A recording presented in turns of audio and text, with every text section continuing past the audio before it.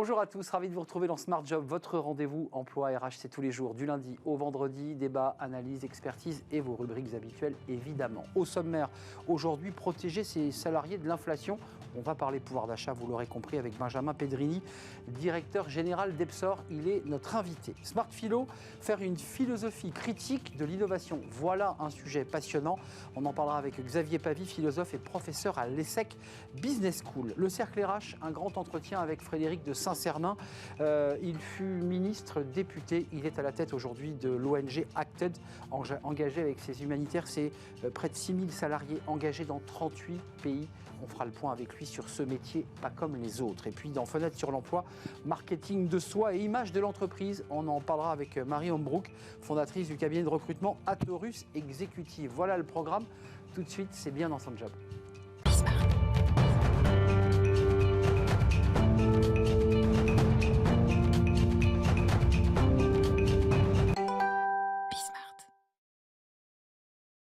Bien dans son job et bien dans son pouvoir d'achat. Le pouvoir d'achat, c'est le sujet d'actualité du moment. On va en parler, je pense, tout l'été et un peu après encore. Et on en parle avec Benjamin Pedrini. Bonjour Benjamin. Bonjour Arnaud. Ravi de vous accueillir, directeur général d'Epsor, société créée en 2018.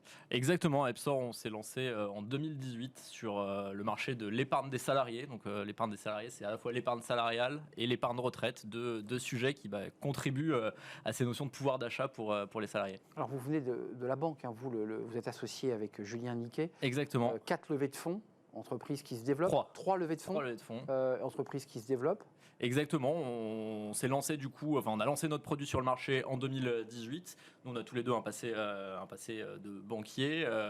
On s'était rendu compte que sur ces sujets de conseil financier pour les salariés, il y avait vraiment un manque et un besoin, que les salariés souvent étaient un peu perdus pour placer les primes qu'ils pouvaient recevoir de leur entreprise. On le voit là notamment dans des contextes de marché un peu chahutés où on ne sait pas trop quoi faire quand on touche sa prime d'intéressement. On demande à son voisin, mais c'est pas forcément la bonne chose à faire. Et donc on voulait apporter du conseil pour les salariés sur cette dimension-là, des placements plus responsables aussi. Et donc on s'est lancé en 2018.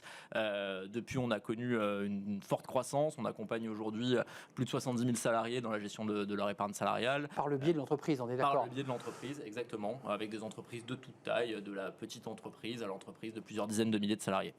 Pourquoi il est essentiel, alors ma question est évidemment, vu le contexte, on l'imagine, mais pourquoi il est essentiel que les entreprises œuvrent et actionnent ce levier pouvoir d'achat? Pourquoi c'est essentiel en ce moment? C'est essentiel de façon générale, on va dire, et encore plus en ce moment où on a un sujet qui est assez prégnant sur le pouvoir d'achat. L'entreprise aujourd'hui doit avoir un rôle social, on va dire, d'accompagnement de ses collaborateurs pour justement que sur des notions notamment de bien-être financier, ils soient dans une bonne situation, dans de bonnes conditions. Et donc l'entreprise a un rôle à jouer là-dedans. Et a de plus en plus même un rôle à jouer, j'ai envie de dire. On l'a vu avec des mesures qui ont été prises et qui sont encore récentes en fait, mais quand en 2016 par exemple, la mutuelle est devenue un sujet obligatoire. Jusqu'en 2016, on a peut-être oublié, mais les entreprises ne devaient pas proposer de mutuelle à leurs salariés. Chacun était libre de pouvoir adhérer au régime qu'il le souhaitait. Et bien là-dessus, il y a eu un pas de fait et l'entreprise a de plus en plus ce rôle-là. Et nous, chez Epsor, on considère que le rôle de l'entreprise est clé, et notamment sur des notions aussi de retraite, de préparation à la retraite, où les salariés vont être confrontés, on parle beaucoup des sujets d'âge de la retraite, mais ils vont aussi être confrontés à des problématiques de revenus à la retraite, et donc de pouvoir d'achat à la retraite. Les fameuses pensions qui baissent. Exactement, et où en fait on n'a pas forcément conscience quand on est salarié qu'on va avoir un taux, ça s'appelle le taux de remplacement, mais une pension ça on le connaît mal, le taux de remplacement. Une fois à la retraite qui va être beaucoup plus faible. Et donc là-dessus, l'entreprise a un rôle aussi d'accompagnement de ses salariés sur ces notions-là. Décote et taux de remplacement, c'est les deux mots qui font mal. Exactement. Et le taux de remplacement est assez faible. Il peut être sur certaines populations de l'ordre de 50%, et on n'en a pas conscience quand on est actif. Et donc il faut préparer, anticiper ce sujet-là. C'est une question de pouvoir d'achat différé, certes, pas de pouvoir d'achat immédiat, mais il faut anticiper le pouvoir d'achat futur. Qu'on comprenne bien votre business, Benjamin Pedrini, chez Epsor, il y a à la fois le conseil que vous faites sur ce plateau, évidemment, il y a de la pédagogie, puis il y a des produits, j'imagine que vous accompagnez aussi en apportant des produits clés en main aux entreprises. Exactement. C'est ça l'objectif. On apporte des produits aux entreprises sur ces deux volets que sont l'épargne salariale et l'épargne retraite, et surtout des solutions pour leurs collaborateurs, où justement dans notre offre, on a toute une dimension de conseil pour les collaborateurs, que ce soit du conseil digital au travers de ce qu'on appelle dans le jargon des robots advisors qui vont accompagner de façon digitale les salariés de ces entreprises-là, l'accès à des conseillers financiers. En fait, tous les salariés de nos entreprises ont accès à des conseillers en gestion de patrimoine et ils peuvent prendre des rendez-vous avec ces conseillers financiers pour préparer leur avenir. Avant de parler des solutions des DRH, parce que vous leur apportez des solutions sans budget supplémentaire, parce que vous avez créé un kit de 20 mesures. Alors, il y a parfois sans budget, puis il y a quelques mesures qui nécessitent du budget. Mais sur la retraite, c'est quoi les outils possibles, parce que vous les connaissez par cœur, qui permettent à un salarié de pouvoir commencer à penser à épargner en parallèle des pensions dont il imagine qu'elles vont baisser? Justement, c'est là où moi je dis que l'entreprise a un rôle clé. Donc, dans une entreprise, un salarié, s'il a accès à différentes solutions, peut commencer à travailler sur ce sujet-là. Il faut qu'il les ait. Il faut qu'il les ait. Et on parlait d'un kit et de mesures assez simples pour les DRH et parfois même peu coûteuses. En fait, un des premiers sujets pour anticiper son épargne retraite, c'est que parfois quand on est salarié, on a des congés, on peut pas toujours tous les prendre, parce que parfois il y a le stock de congés, il y a un reliquat qui est là de par les pics d'activité. Je dis pas du tout qu'il ne faut pas prendre de congés, mais parfois il y a un petit stock qui reste. Et plutôt que de le perdre, par exemple, ça, on peut, si on a mis en place dans son entreprise un plan d'épargne retraite, permettre à ses collaborateurs de directement les transférer et les monétiser sur un plan d'épargne retraite. Ça, c'est à discrétion de l'entreprise, Benjamin. C'est si l'entreprise a mis en place un plan d'épargne retraite, alors le salarié a le droit de pouvoir monétiser ses jours. Et ça veut dire qu'on soit bien clair, le plan épargne retraite, quand c'est monétisé, que ce soit des jours ou de l'argent qu'on met en sonnant trébuchant, c'est de l'argent qu'on récupérera seulement au moment du départ à la retraite. C'est pas de l'épargne déguisée. C'est de l'épargne avec un horizon retraite. Et qu'on ne peut pas utiliser pour acheter une voiture.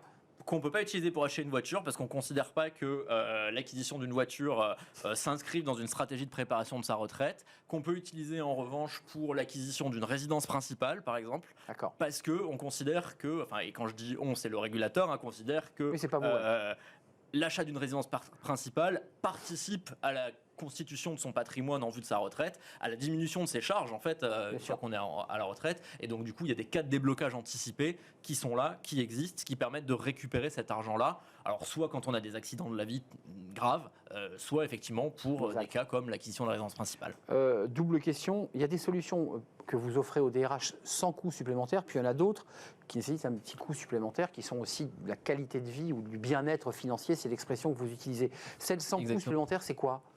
Celle sans coût supplémentaire, c'est du bon sens, j'ai envie de dire. Le bon sens, et moi-même, en tant que chef d'entreprise avec mon associé, on se l'est appliqué chez nous. Vous avez 100 salariés, on a 100 salariés aujourd'hui, et effectivement, le bon sens, c'est comme on le ferait à titre personnel et individuel quand on est dans un contexte où le pouvoir d'achat est un peu tendu, c'est de challenger ses prestataires, que ce soit ses prestataires sur mutuelle, par exemple. De la mutuelle. Et quand je vous disais que chez nous, on s'est appliqué ses propres conseils, c'est que finalement, on a challengé notre mutuelle, on est allé chercher une mutuelle moins chère avec des meilleurs taux de remboursement pour nos collaborateurs. Et donc, ça s'est fait conjointement avec notre CSE. Mais ça peut être effectivement également challenger son prestataire d'épargne salariale, où là-dessus, les différentiels de frais peuvent avoir un impact sur l'épargne qui est non négligeable.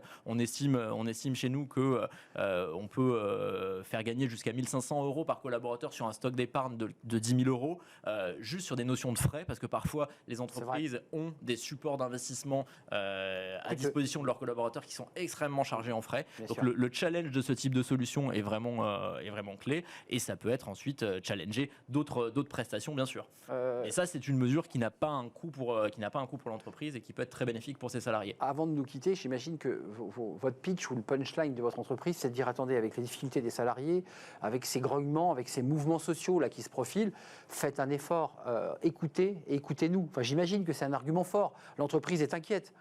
L'entreprise est inquiète. L'entreprise aujourd'hui aussi est dans un contexte où elle a souvent un fort besoin de rétention de ses salariés. Ah oui. Elle a un fort besoin d'attractivité pour c'est de la marque employeur, c'est de la rétention. Il y a un vrai sujet en ce moment sur le marché quand même de tension sur le marché de l'emploi, quels que soient les secteurs. Et je pense que vous recevez sur ce plateau pas mal d'acteurs du monde des RH et je pense que le discours est assez unanime. Il y a une tension sur le marché de l'emploi, donc des questions de rétention, de pénurie, d'attraction et de pénurie. Et face à ça, effectivement, l'entreprise doit être attractive, doit valoriser sa marque employeur et donc du coup offrir à ses collaborateurs un certain nombre d'avantages qui peuvent valoriser.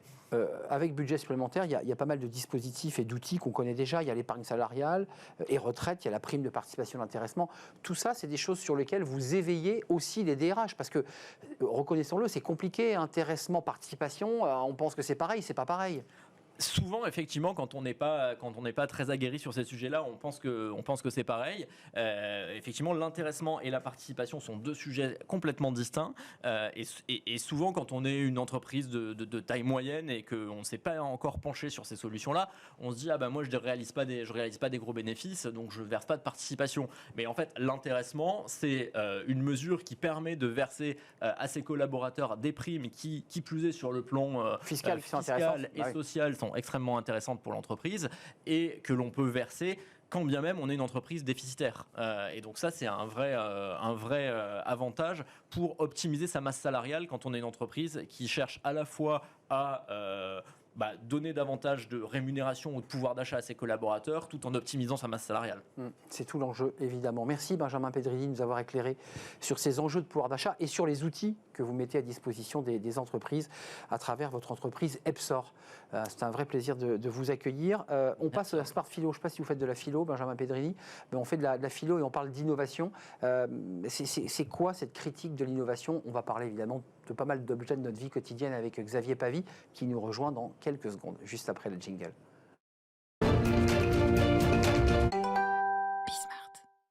Smart Philo, on va parler de la philosophie critique de l'innovation. Alors, on va revenir à des sujets très concrets et on en parle avec Xavier Pavie. Bonjour Xavier. Bonjour Arnaud. Philosophe, professeur à l'ESSEC Business School, auteur d'un certain nombre de livres, L'innovation à l'épreuve de la philosophie au PUF, c'était en 2018, prix du meilleur ouvrage de management 2019, et puis Philosophie critique de l'innovation et de l'innovateur, édition East, sorti en 2020, et puis votre dernier livre qui n'était pas en lien direct avec le sujet. Et puis vous venez d'être nommé directeur de programme au Collège international de philosophie sur une chaire intitulée Philosophie et critique de l'innovation. Alors vous vous êtes dit, profitons-en, vous allez nous faire peut-être une mini-conférence, parce que c'est des conférences type Collège de France que vous allez faire, hein, c'est sérieux, sur cette innovation ou cette critique de l'innovation qui est finalement, enfin je ne sais pas ce que vous en pensez, mais qui est à l'origine d'une multitude de mots et presque de tensions sociales. Oui, vous avez raison. On commence un programme qui va durer 6 ans sur cette question de la philosophie critique de l'innovation parce qu'on a besoin d'en faire une. Et nous ne la faisons quasiment jamais. Et il y a, en termes de mots, au moins 3 axes importants. Un axe politique. L'axe politique, il est très clair. Dès lors que vous avez une caméra de vidéosurveillance autour de vous, l'usage des données, que l'on soit à Singapour, que l'on soit en Chine ou même ailleurs, l'usage des données à des fins politiques sont très clairs. Nous avons à questionner l'innovation par la politique et l'usage politique qui en est fait, tout comme l'environnement. Vous savez que plus de 80% de nos téléphones portables vont finir sur des plages du Ghana ou de Sierra Leone parce qu'on ne sait pas faire autrement que de les vendre. On vend nos déchets, ils achètent nos déchets et ça va... Ils brûlent sur des décharges. Absolument, près des plages. Ou encore, évidemment, la question humaine, sur la question du transhumanisme ou le projet CRISPR, vous savez, qui va modifier les questions de l'ADN des êtres humains avant même qu'ils naissent. On a besoin... Le transhumanisme, c'est la vie éternelle, hein, c'est le rêve de Google, c'est de nous faire vivre jusqu'à 200 ans. Absolument, c'est essayer de repousser le plus possible la notion de vieillesse et la mort. Donc nous avons des mots, MAUX, concernant l'innovation que nous devons traiter. Et donc il faut mettre des mots MOTS. L'innovation semble incontrôlable et elle semble avoir des conséquences dramatiques. Nous avons une seule façon de penser l'innovation depuis 1911, c'est Schumpeter, la théorie du développement économique, et il y a un écrasement entre ce que l'on fait et le profit. En gros, il faut innover, générer du profit, et on ne se pose aucune autre question. Et ça devient absolument dramatique, parce que les mots dont on vient parler très rapidement, ils sont considérables, liés à l'innovation. Or, chaque jour, que nous faisons, chaque jour que nous travaillons, nous allons continuer à innover sans se poser d'autres questions que est-ce que ça va être rentable. Ouais, c'est un peu moins vrai maintenant, enfin, je m'autorise, j'ai le sentiment qu'il y a une prise de conscience, non? Aujourd'hui, petite quand même. Mais pas à travers l'innovation. On peut se dire, oui, en effet, il peut avoir plus de développement durable, on va essayer de faire du recyclage. Mais pas sur l'innovation. Mais pas du tout sur l'innovation. Or, c'est bien ça qui va effectivement nous contrôler. Regardez, dans quelques mois, sort l'iPhone 14, il aura un écran plus grand, et puis il aura un composant qui fait qu'on aura un display on en permanence pour avoir l'heure sans avoir besoin d'appuyer sur le bouton, etc. Qui, vous a demandé ça, et deuxièmement, qu'est-ce qu'on va faire du numéro 13, 12, 11, 10, 9, 8, 7, 6, etc. Donc vous avez raison, on en parle, dans les faits, ça va être le numéro 1 mondial des ventes de smartphones dans les prochains mois. Mais pourquoi vous insistez sur l'idée qu'il faille faire une critique, justement ? La notion de critique, c'est la mise en examen, d'une certaine manière, des éléments positifs ou négatifs d'un système de pensée. Et donc, dans les éléments positifs, par exemple de Schumpeter, comment voulez-vous aujourd'hui que l'on puisse critiquer Schumpeter dans les années 1910 ? On va avoir un besoin de croissance économique, on a besoin d'emploi, on a besoin de nourrir, on a besoin de se déplacer. Et il y a des éléments clairement positifs à la pensée de Schumpeter. Il y a des éléments négatifs, c'est les mots dont on vient parler. Nous avons besoin d'avoir une pensée critique, une pensée qui fait une sorte de mise en examen, un retour d'analyse de ce qui est bon, de ce qui est moins bon, et regarder la validité des propositions de l'innovation. Alors vous avez écrit 2 livres, c'est dire la passion qui vous anime quand vous parlez de ce sujet. Pourquoi avoir pris ce temps, parce qu'écrire un livre prend du temps, sur précisément ces 2 sujets qui traitent pour les deux de l'innovation et de l'innovateur pour le second ? De formation, je suis plutôt philosophe et c'est ce que je fais tous les jours. Et il m'a semblé que l'innovation avait toujours été regardée lorsqu'on voulait la critiquer. Et vous avez raison de dire, est-ce qu'aujourd'hui on peut regarder un peu plus le développement durable, les questions sociales, etc. Vous avez raison. Mais souvent avec les catégories de l'ingénieur ou les catégories du manager. École de management d'un côté, école d'ingénieur de l'autre côté. Comment est-ce que l'on peut faire ? La philosophie est absente de cela. Nous avons eu par le passé des critiques techniques, je pense à Simondon par exemple, qui a effectivement commencé à regarder la technique, mais pas l'innovation, c'est-à-dire pas la notion qui va générer le profit. La question philosophique qui va être apportée, c'est de dire dans quelle mesure on peut regarder une discipline, la philosophie, qui va permettre d'aider à mieux vivre, d'aider à mieux regarder, d'aider à mieux atteindre une forme de sagesse grâce à l'innovation. Est-ce que l'on veut, oui ou non, être surveillé ? Est-ce que l'on veut, oui ou non, être protégé ? Est-ce que l'on veut... Tout ça sont des questions philosophiques qui sont en dehors des questions managériales et d'ingénieurs que l'on n'exclut pas, mais simplement que l'on vient questionner avec la philosophie. Tiens, parlons-en. Et puis Vivatech a fermé ses portes il y a quelques jours, une semaine. On a la French Tech. Est-ce que ces organes, plus ou moins institutionnels, reconnus par l'État, d'ailleurs en tout cas soutenus pour le moins par l'État, est-ce qu'ils intègrent les notions que vous soulevez et que vous allez soulever au sein de ce programme du Collège international de philosophie ? Regardez, l'objectif, c'est avoir encore plus de licornes. Vous savez, les licornes, c'est avoir une valorisation d'1 milliard d'euros, de dollars de l'entreprise. Mais on ne se pose pas la question de qu'est-ce qu'elle va faire, qu'est-ce qu'elle va créer. C'est très intéressant que notre président de la Startup Nation nous dit qu'il va falloir avoir de plus en plus de licornes qui vont valoir 1 milliard. Mais c'est un désastre, parce que dans quel but faut-il les avoir ? Est-ce que ce but-là va aider ou pas le bien commun ? Dans quelle mesure est-ce qu'elles vont aider l'économie ? Je n'en doute pas. Mais la façon de mieux vivre, ça j'ai un sacré doute. Et donc nous glorifions Vivatech, ce qui est très bien d'une certaine manière, mais n'oublions pas également les conséquences que ça peut avoir. Et la French Tech doit forcément intégrer ces notions philosophiques majeures. Mais comment, alors on tourne autour du sujet, comment vous finalement et les entreprises peuvent contribuer à cette philosophie critique ? Est-ce qu'elles doivent mettre en leur sein, dans leur COMEX, dans leur CODIR, dans leur conseil d'administration des philosophes ?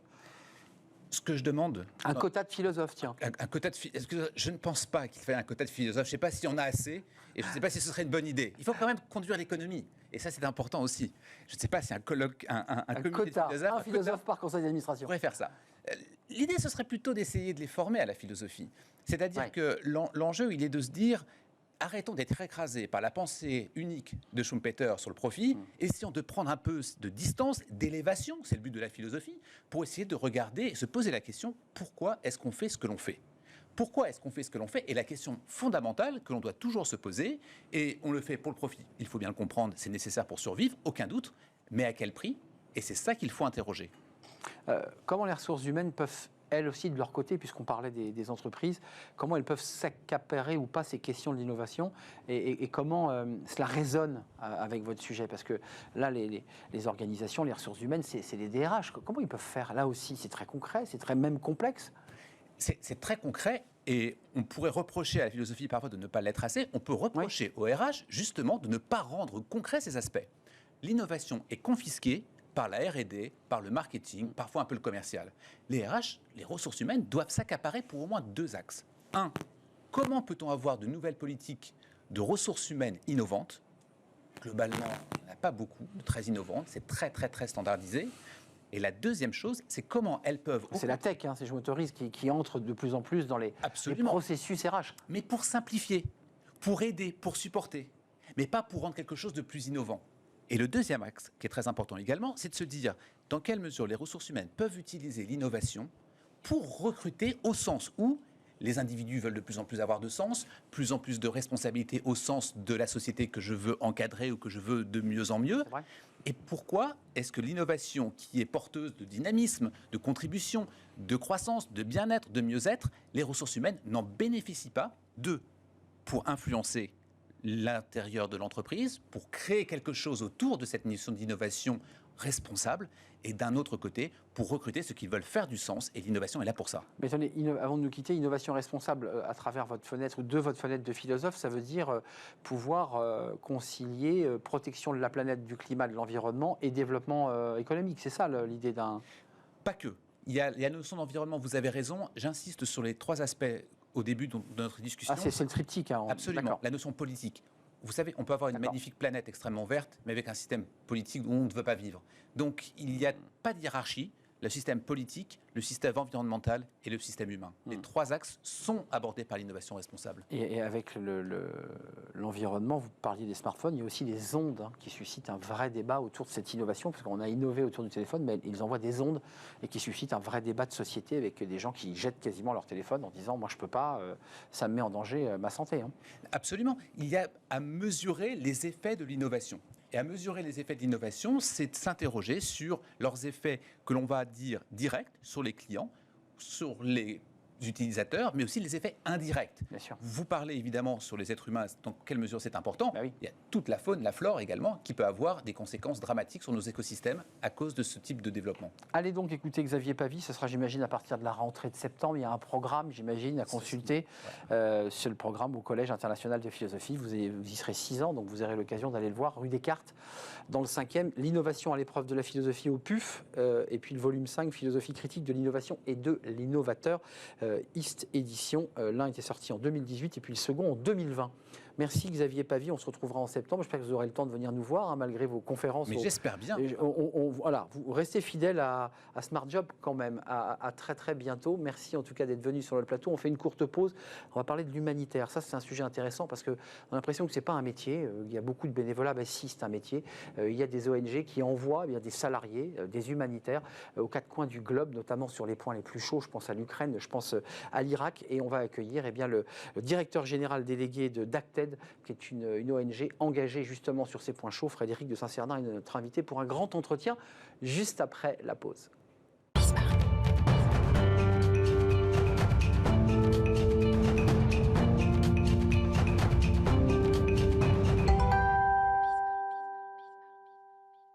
Le cercle RH est un grand entretien. Alors on parle beaucoup d'entreprises, de corporate. On n'a jamais parlé dans notre émission d'humanitaire qui, d'une certaine manière, ces ONG fonctionnent comme des entreprises. Elles ont des salariés. Alors c'est des salariés pas comme les autres. Ils sont engagés en Ukraine, ils sont en Irak, ils sont sur tous les points chauds pour venir en aide à ceux qui sont en difficulté. Et j'accueille Frédéric de Saint-Cernin. Bonjour Frédéric. Bonjour. Très très heureux de vous accueillir. Alors directeur général délégué d'Acted, pour ceux qui ne vous connaîtraient pas, vous avez une vie en quelques mots qui est assez incroyable et intéressante parce que vous avez été ministre, député, vous avez dirigé un club de football, Rennes pour ne pas le citer, et puis depuis plusieurs années maintenant vous dirigez une ONG. C'est quoi? C'est dans votre personnalité comme ça de changer d'univers parce que réellement, quand on passe de la politique au football, on change d'univers, et quand on passe du football à une ONG, on change radicalement d'univers. Vous êtes d'accord? Oui, on change absolument d'univers. Ce n'est pas une volonté délibérée de ma part. Je ne suis pas né pour changer. Mais après, il y a des rencontres qui font que vous vous engagez dans des aventures complètement différentes. Peut-être que le fil rouge, c'est justement l'aventure, c'est l'engagement, peut-être. Quoi qu'il en soit, il y a aussi une autre réalité, et puis que découvrent évidemment les jeunes, beaucoup plus que des gens de ma génération, c'est de fait, on change de métier, on change de vie, on change de région, on change complètement.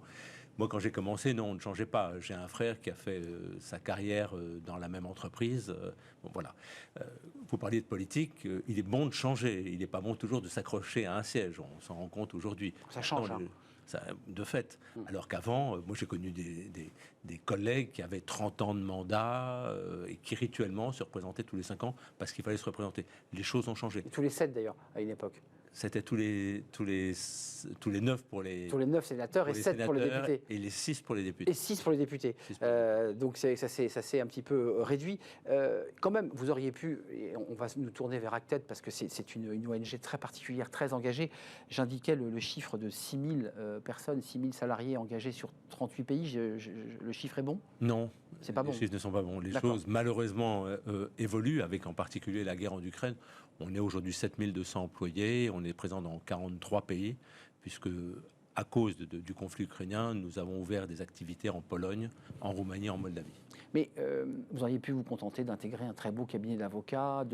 Vous avez choisi une ONG, ça dit quelque chose. Vous êtes connecté du matin au soir aux souffrances du monde, parce que c'est ça la réalité d'un directeur délégué d'une ONG. Ça vous a transformé sur le regard que vous portiez sur le monde? J'ai toujours été intéressé par ce qui se passait dans le monde, et sans avoir été diplomate, même quand je faisais de la politique, les relations internationales, j'étais d'ailleurs membre de la Commission des Affaires étrangères. J'en profite pour rappeler qu'en fait, c'était 5 ans le mandat de député, pas 6 ans. Non, c'est ça, il me semblait bien qu'on disait une bêtise. Non, c'était les élections, c'était les municipales, les cantonales. Et les cantonales. J'étais aussi dans un conseil municipal. Moi aussi, j'ai pas voulu vous reprendre, mais je me suis dit 6 ans, mais 9 ans sénateur, ça c'est sûr. 9 ans, et c'est maintenant 6 ans sénateur. Et c'était la Dordogne, hein, si je ne m'abuse, votre département. C'était la Dordogne. Donc de fait, oui, on est connecté aux souffrances du monde, parce qu'une ONG comme Acted, qui est une ONG qui intervient sur des programmes d'urgence, de reconstruction aussi et de développement aussi, mais sur des programmes d'urgence, évidemment, à chaque moment, il peut se passer quelque chose de grave. Et nous, d'une certaine manière, malheureusement, nous sommes présents, et parmi les principales ONG au monde, présents en Syrie, c'est nos principaux programmes, en Ukraine. Et puis vous indiquiez toutes ces zones de guerre, c'est-à-dire le Yémen, l'Irak, le Soudan du Sud, la République démocratique du Congo, et bien sûr l'Afghanistan, là où nous avons été créés. 7200 employés qui sont dédiés à essayer de réduire les souffrances des gens qui sont des gens très, très vulnérables, qui sont des gens qui sont souvent très, très abandonnés et auxquels on ne pense pas. Je pense au camp d'Erbil. Il y avait une grosse présence d'Acted sur cette zone, du côté d'Erbil. Oui, alors Erbil, c'était une grosse présence parce que c'était le Kurdistan irakien. Et au moment de la guerre avec Daesh... Mouvement de population. Toute la zone de Mossoul, ce qu'on appelle la plaine de Ninive, a provoqué ce mouvement de population. Donc il y avait beaucoup de camps à Erbil. Maintenant, il n'y en a quasiment plus. On revit dans la plaine de Ninive, on revit à Mossoul. Nous avons des programmes sur place, alors que maintenant, côté Erbil, qui était plutôt une zone de refuge, les choses... Ça va mieux. Oui, les choses se passent de manière plus calme. C'est agréable à entendre. On va reparler de l'Ukraine, mais moi, je me posais la question, je me dis, mais être directeur général délégué d'une ONG, très grosse ONG comme Acted, est-ce que c'est fonctionner comme un chef d'entreprise? C'est-à-dire, on fait une émission sur les RH et le recrutement. Comment ça marche? Vous avez 7200 personnes, vous avez des bulletins de paie, vous avez une comptabilité, vous avez du recrutement. Comment ça marche? Expliquez-nous. Alors ça marche à plusieurs niveaux. D'abord, nous sommes une ONG très décentralisée, donc la plupart de nos employés sont sur le terrain. Évidemment, on est une centaine au siège à Paris, donc nos forces vives, je dirais, sont d'abord sur le terrain. Point numéro 2, ce qui est très important de rappeler, c'est que nos employés sont surtout des employés nationaux, des employés locaux. C'est-à-dire qu'au Niger, on a des Nigériens, au Yémen, on a des Yéménites. Et on a quelques employés internationaux expatriés qui animent la mise en place des programmes, mais avant tout, ce sont des employés locaux, nationaux. Donc on crée de l'emploi, on crée de l'activité.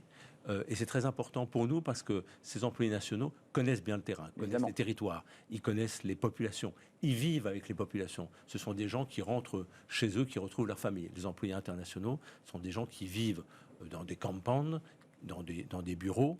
Coupés de leurs racines. Alors coupés de leurs racines, évidemment, oui, mais en relation, évidemment, avec le terrain, et qui ont la responsabilité, je dirais, de manager tout ça. Les principaux profils que l'on a, ce sont des programmes managers, ce sont des profils financiers, des profils d'audit. C'est important de le dire parce que nos employés portent des programmes qui sont financés par, je dirais, la communauté internationale. Ce sont des financements publics internationaux. Oui. Nos financements viennent du secteur bilatéral, c'est-à-dire des États, de l'Union européenne et des Nations unies. Ce sont des financements publics. Donc la plupart de ces financements, de ces programmes sont audités. Il n'y a pas $1, il n'y a pas €1 qui sort de ce qu'a voulu le donc bailleur. Une rigueur budgétaire. Voilà. Pour nous, ces profils-là sont des profils très importants. Il ne s'agit pas, parmi nos 80-90 bailleurs chaque année, de décevoir le HR, de décevoir l'aide publique au développement portée par la France, etc. Donc ces profils sont des profils souvent plus jeunes, je dirais, que les profils des employés nationaux. Ce sont des gens qui ont entre 25 et 30-35 ans. Et vous les projetez sur le terrain ? Alors, on les projette sur le terrain parce que, soit on les projette à Paris, soit de Paris ils partent sur le terrain, ou soit ils vont directement sur le terrain. Tout dépend de ce que l'on a à faire. Mais restons un instant sur le recrutement, parce qu'il y a quand même finalement une sorte de mythe autour on dit à ses parents, je vais partir dans l'humanitaire. Beaucoup de parents ont entendu cette phrase. Alors il y a ceux qui s'engagent dans le bénévolat, un peu tête baissée, sans compétences. Je sais que vous avez une rigueur sur la question du recrutement, donc vous avez beaucoup de demandes. Comment ça se passe ? Est-ce que vous faites partie, comme toutes les entreprises qui viennent sur ce plateau depuis un an, qui nous disent on galère, on n'arrive pas à recruter ? Est-ce qu'il y a aussi une crise des vocations ou une grande démission dans l'humanitaire, ou est-ce que vous réussissez à continuer à attirer des vocations ? Donc là, on va en rester sur les profils des expatriés, et de ceux qui arrivent à Paris. On n'a pas du tout ce type de crise parce que depuis quelques années... C'est rare de l'entendre ici. Probablement, ça n'existait pas à mon époque, mais depuis quelques années, il y a une volonté de volonté d'altruisme, de générosité. Il y a un engagement très fort qui anime les jeunes générations qui veulent donner du sens à leur engagement. Et ça, vous le ressentez par le... Et bien évidemment, on le ressent. Ce qui fait que nous, très régulièrement sur notre site, on présente des offres d'emploi qui sont ouvertes de par le monde. Il faut quand même parler l'anglais. Le français n'est pas obligatoire, sauf dans les pays d'Afrique francophone. Mais donc, de fait, on se rend compte que nos propositions d'embauche suscitent des dizaines et des dizaines de motivations. On reçoit des candidatures directement qui sont liées à un profil, et puis on reçoit aussi des candidatures spontanées. Donc, on a beaucoup de gens qui s'intéressent à la vie, qui s'intéressent globalement à l'engagement humanitaire et qui s'intéressent aussi à la vie d'Acted. Parce que c'est vrai que depuis quelques années, moi quand je suis arrivé il y a 7 ans, on avait un budget qui était aux alentours de 140 millions d'euros. Aujourd'hui, on a un budget de 500 millions d'euros. On était 4000 employés. On est maintenant, comme je vous le disais, 7200. À partir du moment où c'est une ONG qui grossit, et en particulier sur des théâtres d'opération qui sont les plus difficiles, j'allais dire les plus belliqueux, les plus conflictuels. L'Ukraine en particulier. L'Ukraine en particulier, ça intéresse évidemment les gens qui souhaitent s'engager. On va parler de l'Ukraine, parce que c'est le théâtre de guerre dans lequel vous avez déployé à la fois des locaux, on entend bien la stratégie, mais aussi, j'imagine, des expatriés qui sont obligés de coordonner. Le profil, parce que là, c'est intéressant, vous faites partie des rares, ici, à cette place, à nous dire, nous, on n'a pas de problème de CV. Ce qui n'est pas le cas, c'est un certain nombre de DRH qui viennent nous voir. Si je peux... Il y en a trop, là. Oui, alors si je peux aussi vous interrompre un instant, c'est pas un profil de carrière habituel. J'insistais sur le fait que nos humanitaires expatriés, ou un peu moins à Paris, mais nos expatriés, sont des profils jeunes. Souvent, ce sont des gens qui sortent d'études parce que c'est un engagement total. C'est-à-dire que quand vous allez sur le terrain, évidemment, vous laissez la famille et les amis loin, mais vous vivez dans des conditions qui ne sont pas toujours très confortables. Clairement. On vit dans une guest house, on a une chambre, il y a une pièce à vivre que l'on partage avec des collègues, vous aurez un frigo avec chacun son étage, vous aurez de l'eau pour vous doucher ou vous n'aurez pas d'eau, l'eau chaude c'est encore mieux, mais ce n'est pas toujours le cas. Donc ça, c'est quand même une réalité que vous supportez moins à votre âge et encore moins à mon âge. Ça, c'est une réalité. Donc, Deuxièmement, c'est aussi un engagement qui est très fort, très responsable. On est très indépendant sur le terrain. Vous devez assumer vos responsabilités. Évidemment, vous vous rendez compte à la hiérarchie, mais souvent, il faut que vous preniez des décisions très vite qui engagent des centaines ou des milliers de bénéficiaires qui vous attendent, qui attendent la mise en œuvre des programmes. Ce sont de lourdes responsabilités. C'est souvent très fatigant. D'autre part, vous rentrez évidemment pas tous les week-ends, vous rentrez évidemment pas toutes les vacances. Donc ce sont des engagements qui sont d'autant plus forts que vous avez cette volonté de bien faire. Vous êtes porté par l'envie, le besoin d'améliorer le sort. Et dangereux. Ce qui fait... Et dangereux, je m'autorise par ailleurs. C'est des zones de guerre. Hein. Mais ce qui fait que au bout de 1 an, 2 ans, 3 ans, pour diverses raisons, vous pouvez avoir envie d'avoir une vie de couple, de famille, trouver un job un petit peu plus intégré dans un cadre... Ou revenir au siège pour apporter... Ou revenir au siège où on n'a pas beaucoup. C'est aussi un problème que l'on peut avoir. Comme on est un très petit siège, si vous me dites je veux faire de la communication chez Acted, on est en train de créer un service, vraiment de l'élaborer en tant que tel, mais... si je vous dis les profils de postes que l'on a, nous, ça sera en effet à Paris, on soutient la mise en œuvre des programmes. Oui. On a évidemment des employés dans la finance, dans l'audit. C'est nouveau dans la sécurité depuis 4 ou 5 ans, dans la logistique, bien évidemment. La sécurité, c'est-à-dire que vous accompagnez aussi les expatriés pour leur garantir leur sécurité ? Pas simplement. Alors, quand je parle de sécurité, c'est la sécurité globale. Globale. La mise en œuvre des programmes, mais ce n'est pas simplement la sécurité des expatriés. Mais l'acheminement des matériels.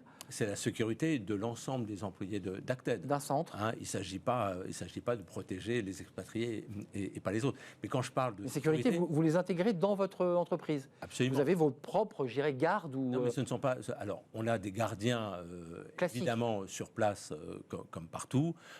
On a des chauffeurs. C'est-à-dire que nous, sur le terrain, ce n'est pas nos employés qui conduisent leurs voitures. Mais ce ne sont pas les gardes du corps que l'on a, ce ne sont pas des bodyguards. Nous, on n'a pas un profil du tout de militaire. On a simplement des spécialistes de la sécurité qui identifient parfaitement les zones de conflit, qui apprennent de quelle manière évoluent les conflits pour essayer de préserver le mieux possible, avec toute l'incertitude évidemment de ces zones de conflit, mais de préserver de tout risque nos employés. Et malheureusement, nous ne sommes pas à l'abri des conséquences des conflits. C'est la question, j'allais vous la poser, mais vous y avez répondu. C'est le profil, c'est l'indépendance, l'idée qu'on va être loin de sa base, prendre des décisions, savoir prendre des risques parfois, en tout cas se protéger des risques. Concrètement, travailler beaucoup. Travailler sur une amplitude horaire souvent très très large. Évidemment, et ce qui fait qu'au bout de 2 ou 3 ans, on peut être fatigué et revenir vivre autre chose. Bon. Donc ça veut dire qu'il y a du turnover, ça veut dire qu'il faut en permanence, et là c'est important pour vous, ça c'est le directeur et vos équipes, préparer la relève en permanence. C'est ça votre boulot aussi. Oui, absolument.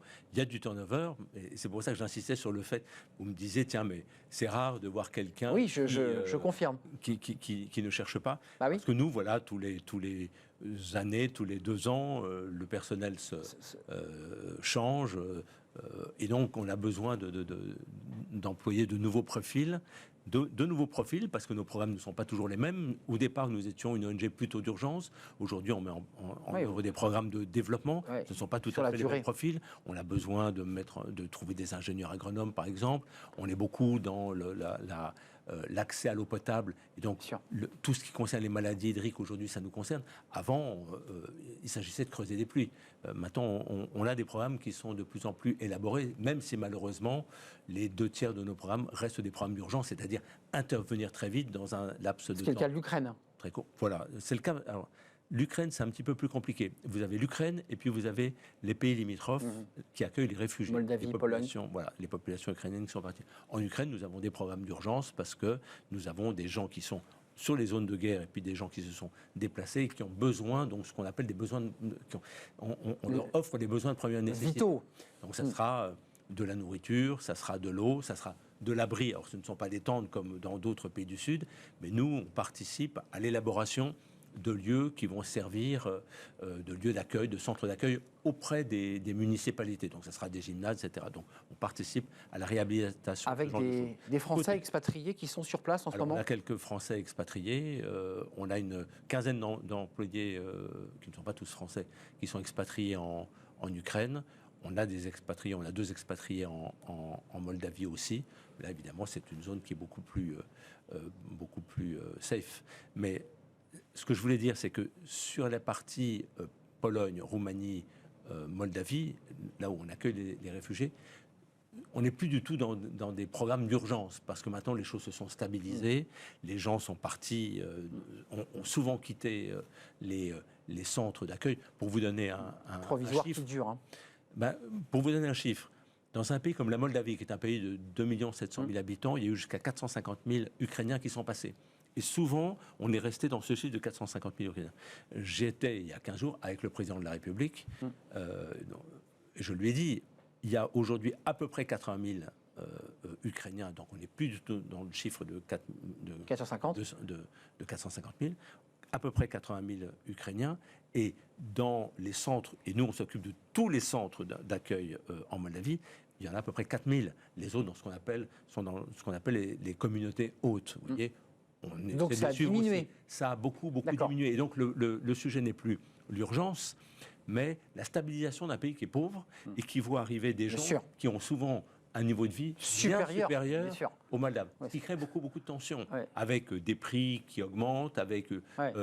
oui, c'est ça, c'est les effets dominos d'une guerre qui déstabilise un pays pauvre. Et on n'en parle pas souvent. Souvent, on se dit, ces pays limitrophes sont formidables, mais je peux même ajouter la Pologne et la Roumanie, qui sont des pays de l'Union européenne, donc qui ont des niveaux de vie bien supérieurs à la Moldavie. Il y a des tensions, parce qu'évidemment, quand vous allez prendre de l'essence, les prix ont beaucoup augmenté. Les prix ont flambé. Les prix des loyers à Varsovie, c'est pas tout près de Kiev, les prix de loyer à Varsovie ont beaucoup augmenté. Donc vous avez des conséquences, on parle évidemment des conséquences dramatiques dans les pays du Sud d'une famine qui fait plus que se préparer, qui arrive maintenant aux portes de la Corne de l'Afrique, parce qu'il y a eu de la sécheresse sur place et parce qu'il n'y a plus les exportations de céréales en général, mais il n'y a pas que ça. Même dans les pays limitrophes de l'Ukraine, il y a des conséquences très Et décalage de la CAN, pour faire un tout petit clin d'œil au football, lié justement aux conditions climatiques. C'est ce qu'a décidé le représentant de la Fédération de football africaine. Frédéric Zincernin, je vous pose la question parce qu'on a bien vu le portrait robot de ces salariés que vous envoyez avec des salariés locaux qui vivent dans des conditions parfois extrêmement précaires. Est-ce que vous avez les problèmes aussi précaires, mais ils l'ont choisi. Ils l'ont choisi, non mais absolument. Ils sont partis, mais bien sûr. Et nous, dirigeants, on essaye de rendre les choses plus faciles. Que ceux qui sont dans les bases, dans les pays, puissent revenir régulièrement un week-end dans la capitale avec leurs collègues, etc. On essaie quand même ceux qui sont excentrés. De rendre... Oui, non, mais je n'indiquais pas que les conditions de vie étaient... L'engagement d'un humanitaire, c'est un engagement total. Les contrats, comment ça marche? Je veux dire, parce qu'il y a aussi les RH, il y a aussi la manière dont on signe un contrat. Les locaux, ils sont de contrats de droit français. Non, les locaux sont... De droit du pays dans lequel... Bon, juridiquement, ça reste aussi très compliqué pour vous. Il faut, pour chaque pays, gérer des contrats... Ce sont des contrats de mission. D'accord. En fait, si on a un nouveau programme sur 6 mois, on embauche des profils pour 6 mois. Là, aujourd'hui, on a un très beau programme qui nous touche beaucoup, parce qu'on a perdu 6 jeunes humanitaires français au Niger, il y a 2 ans, qui ont été victimes du terrorisme. Et en réaction, parce qu'on pense que c'est l'éducation, c'est l'instruction qui va lutter contre l'obscurantisme, nous avons décidé, sur nos fonds propres, de bâtir une école à Niamey, dans la capitale du Niger. Sur nos fonds propres, en ce qui concerne l'investissement, on espère trouver des solutions pour le fonctionnement.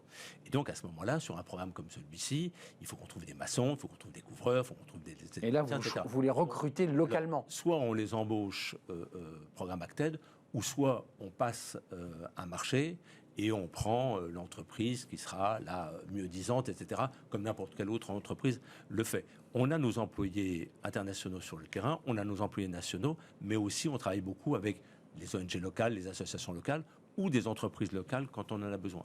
Et donc, on a un cadre programmatique qui est lié à la valeur du projet, donc et la durée du projet. Donc, on va embaucher sur la durée, sur 6 mois, sur 1 an. Nos employés expatriés sont en CDD aussi par rapport aux au projet.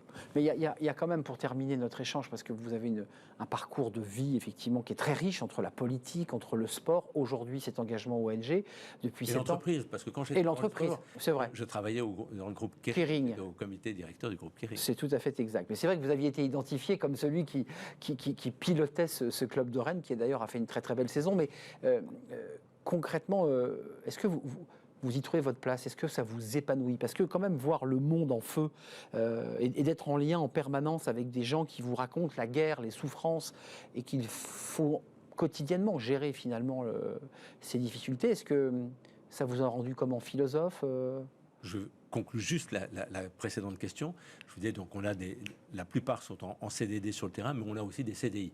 On a des CDI à Paris, et nos directeurs pays qui ont plusieurs années on leur propose des CDI. Mais certains ne préfèrent pas signer le CDI pour avoir cette souplesse. Pour pas se lier. Voilà, ils font leur mission et vivent leur vie ailleurs, voilà. et partent. Je reste sur ma question, sur votre évolution et votre plaisir, mais vous avez des salariés d'ONG qui ont quitté Acted et qui reviennent vous voir et qui vous disent depuis, moi je suis avocat d'affaires à New York, parce que c'est souvent des passages de vie qui font grandir, qui transforment un être humain, puis ensuite on vit sa vie, on vit un autre métier. C'est un peu le cas, non? Oui, alors on a des gens qui partent ailleurs. D'abord, on a des gens qui partent chez ce qu'on appelle les bailleurs. Oui. C'est-à-dire qu'ils vont, par exemple, travailler aux Nations Unies. C'est intéressant pour nous, parce que quand vous avez un relais.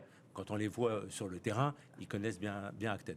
Deuxièmement, il y a des gens qui partent faire leur vie dans des entreprises classiques. Très bien. Mais on a qui reviennent dans l'humanitaire. On a une nouvelle directrice des urgences, là, qui a fait un parcours extraordinaire. Elle travaillait à Londres il y a une 8aine d'années. Elle a voulu travailler chez Acted, on l'a embauchée comme stagiaire. Vous voyez, salariée à Londres, stagiaire chez Acted, c'est pas la même chose. Donc elle avait la passion. Au bout de quelques mois, elle est devenue directrice au Yémen, tellement elle était brillante. Elle est restée chez nous un certain temps, elle a voulu aller voir ailleurs. Et là, c'est elle qui mène l'urgence, le programme d'urgence en Ukraine. Sachant qu'en Ukraine, on a évidemment notre direction, notre directeur Ukraine et l'ensemble, directeur financier, responsable de l'audit, sécurité, mais elle est venue, elle, pour animer l'urgence. Donc on a comme ça des retours. Donc ça, c'est bonifiant et gratifiant. Ça veut dire aussi que en passant par Acted, on peut aussi grandir, faire sa carrière. Exactement. Et pourquoi pas d'ailleurs revenir ensuite. Et c'est vrai que je conseille aux chefs d'entreprise qui nous écoutent d'embaucher des gens qui sont passés par chez nous, parce que ce sont des personnalités exceptionnelles, tout à fait exceptionnelles. Très fiables, très autonomes. On n'a pas parlé de leur CV. Donc en général, pour les Français, ce sont des bacs +5, assez différents. Ça, c'est le niveau de recrutement que vous faites, là ? Oui, avec un anglais. Bien sûr. L'anglais parfait. Et puis, on essaie de retrouver dans les divers, je ne sais pas, vous voyez... Tout ce qui correspond à leur passion, à leur... Ce qui a pu faire une personnalité originale. Les soft skills, comme on appelle. Voilà, c'est ça. Comme ce sont des gens qui sont jeunes, ils ont 23, 24, 25 ans, qu'est-ce qui fait qu'ils sont originaux par rapport aux dizaines d'autres? Pour vous, le directeur, qu'est-ce qui fait que je peux envoyer cette personne, qu'elle est fiable et qu'elle va tenir le coup? Parce qu'il faut psychologiquement tenir. Il y en a qui font demi-tour, ils arrivent, ils avaient cru à vivre l'humanitaire, puis finalement, c'est pas pour eux. Vous avez raison. On les prépare le mieux possible. Évidemment, ils sont en stage avant de partir, dont un stage de sécurité, qui est quelque chose de nouveau. Et dans 99,9% des cas, ça se passe bien. Mais on a pu avoir un cas, là, assez récemment, un cas problématique. Ce qui est ennuyeux, parce que comme je vous le disais, c'est une vie en communauté. Quand je vous parlais tout à l'heure de la guest house, c'est une vie en communauté. Donc il est important qu'il y ait... On peut ne pas être amis intimes, mais il est important puisque ils sont... C'est Thomas Pesquet sur la... C'est un peu ça, il y a un petit côté station spatiale. Voilà, c'est ça. Même s'ils ont les mêmes passions, même s'ils ont il faut que les ça mêmes colle, envies, il faut que ça colle. Alors vous parliez de... C'est vrai qu'on est confronté à la misère, à la souffrance, mais... J'ai vraiment la certitude qu'on améliore la vie des gens. J'ai plusieurs certitudes. D'abord, j'ai eu la certitude quand je faisais de la politique d'améliorer la vie des gens. Ça fait peut-être rire, mais j'en avais la certitude, surtout dans l'endroit où j'étais élu, qui était à 500 km de Paris, un Périgord qui était plutôt rural, plutôt loin des centres de décision. Donc j'avais cette impression. J'ai encore plus cette impression, qui est devenue d'ailleurs une certitude, dans l'humanitaire, parce que, encore une fois, on a 20 millions de bénéficiaires directs. Ces 20 millions de bénéficiaires, même si nos bureaux sont à peu près toujours dans les capitales, ce sont souvent les gens les plus éloignés, je le disais tout à l'heure, les gens abandonnés, les gens les plus vulnérables. On est connus pour ça par nos bailleurs.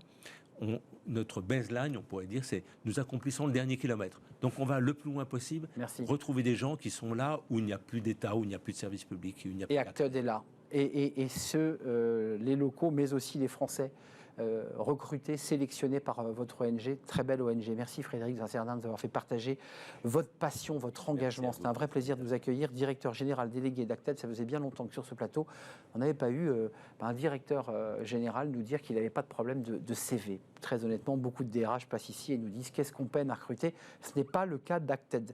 Merci de nous avoir rendu visite. On termine notre émission avec Fenêtre sur l'emploi et on va parler du marketing de soi. Bah oui, qu'est-ce qu'on peut dire sur les réseaux sociaux? On est un peu notre propre ambassadeur et parfois l'ambassadeur de son entreprise. On en parle tout de suite avec Marie Hombrook.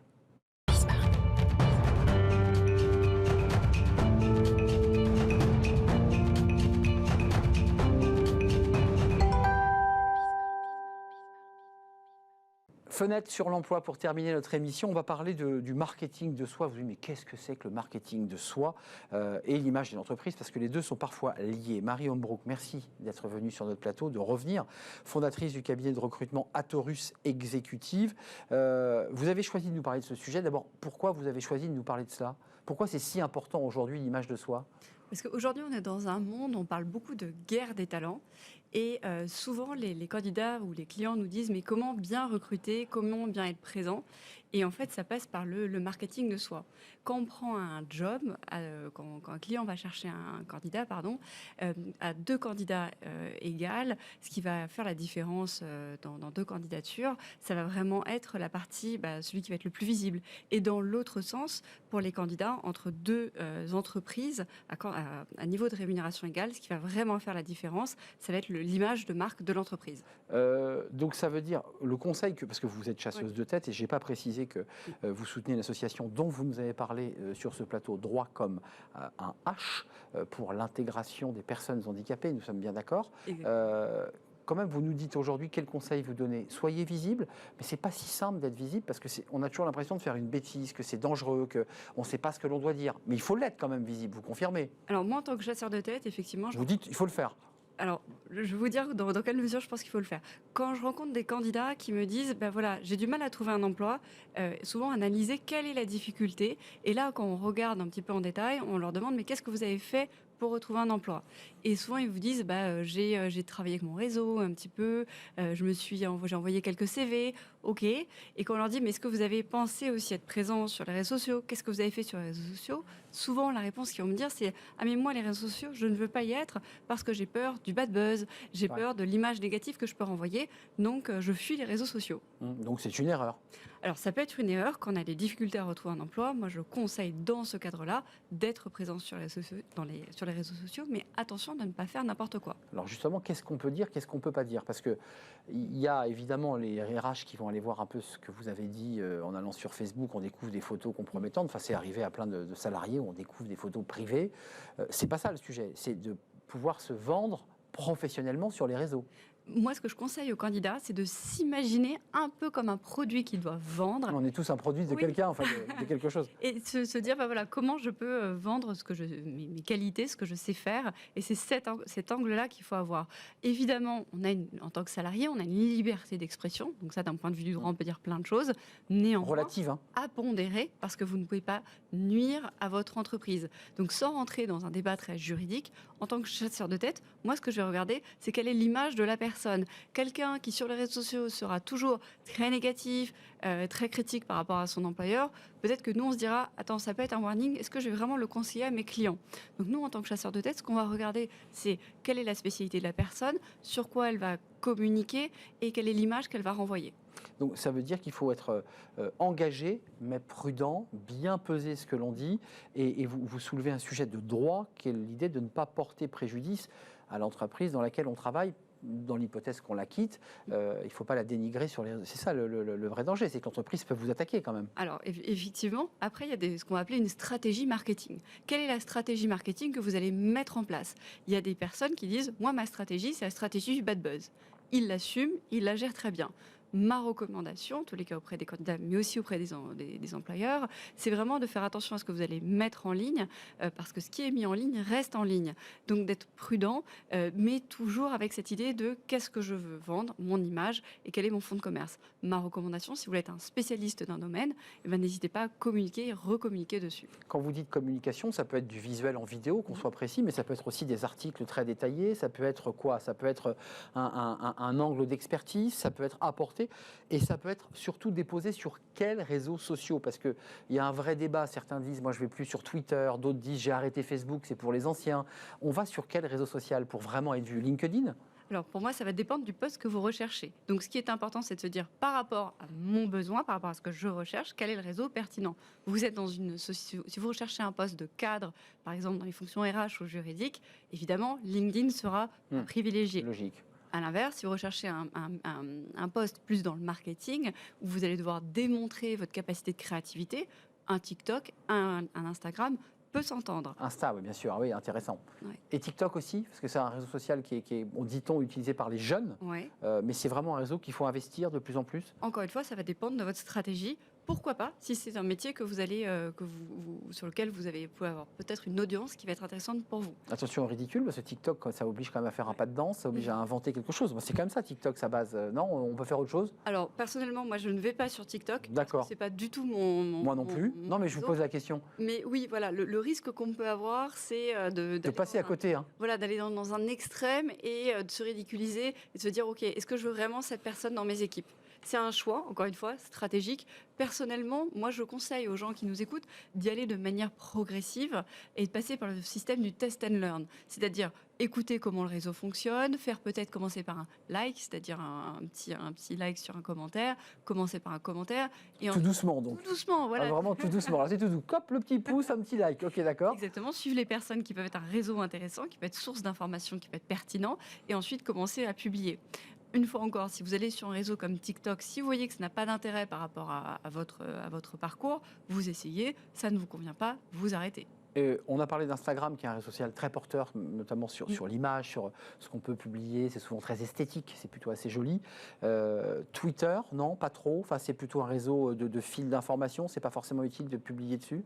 Alors, ça va être utile. Encore une fois, qu'est-ce que vous souhaitez y faire? Vous faire connaître parce que vous êtes un expert d'un secteur. Ouais, c'est plutôt ça, ouais. Mais en tous les cas, à titre personnel, moi, je ne recrute pas les gens sur Twitter parce que c'est très simple. Quand j'ai un client qui vient me voir avec un besoin, on va voir ce qu'on appelle des mots-clés par rapport à sa recherche. Bien sûr. Et sur Twitter, j'ai pas ce fonctionnement des mots-clés. De mots-clés qui me permet de rechercher les termes qui me sont pertinents. Donc du coup, en tant que chasseur de tête, c'est pas là où je vais aller vraiment rechercher mes candidats. On termine rapidement avec Facebook, parce que Facebook, on a le sentiment que c'est un peu un social vieillissant, peut-être me trompais-je, mais on recrute encore, on observe Facebook. Vous observez Facebook? Alors moi, ce que je vais vous dire, par rapport à ma pratique, non. Par contre, encore ce midi, je déjeunais avec une personne qui est responsable, donc maintenant chez Meta, et qui me disait que vous allez voir, on va révolutionner toute la manière dont on va travailler, et notamment notre fonctionnement sur les avatars. À titre personnel, pour l'instant, ce qu'on a pu constater, c'est que les recrutements via tout ce qui est métaverse ne fonctionnent pas encore. Non, ça ne marche pas. Ça marche pas bien encore. Pas encore. Maintenant, c'est une voie peut-être à considérer pour le futur. C'est une voie en développement, en tout cas en observation. Merci Marie Hombrook. Bonne compétition mi-juillet, parce que c'est un moment important aussi. Chasseuse de tête, fondatrice du cabinet de recrutement Aterus Exécutif, engagée dans l'association Droit comme un H. Allez donc voir ce qu'ils font dans cette association. Merci à vous Marie, merci à vous qui nous regardez évidemment, qui êtes fidèles à l'émission. Merci à l'équipe, merci à Théo pour la réalisation, merci à Thibaut pour le son. Merci à Fanny Griesmer, merci à Lily pour cette émission et je vous retrouve demain évidemment pour de nouvelles aventures. Bye bye.